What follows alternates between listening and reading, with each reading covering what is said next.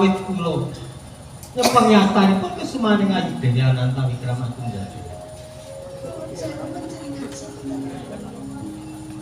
Kula menika kawula ing kraton Medhangagung. Kula erlang kesumaning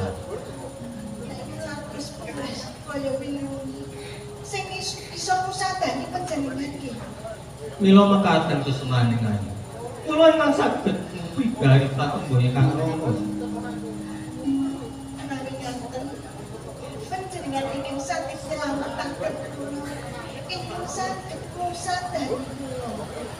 Monggo Kanjeng Rama dawuh.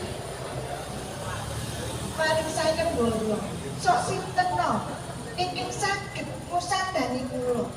Menawi kakung badhe dipun jawuhaken kaliyan kula, menawi putri badhe dipun pundhut sedulur Sinarawe. Monggo panjenengan ingkang saged musadani kula, tegesipun panjenengan ingkang mangke rumiyin kesumaning.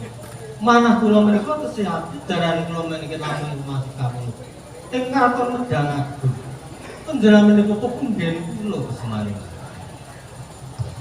Dawuhe Kanjeng Rama sing jenenge sayembara iki ora mawas derajat lan pangkat, ora mawas bondo lan rupa.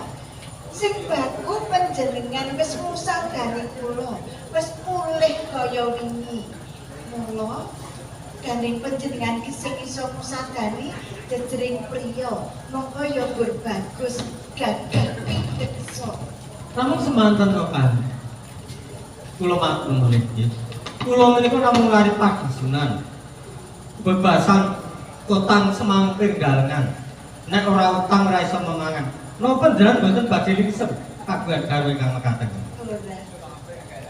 Wiwit aku sepisan pinanggih panjenengan ing rasa kumpul, rasa kang indah, kang bungah sing ora bisa tak gambarake. Monggo sing jenenge jiwa. Jiwa iku ngumpulake rasa kang werna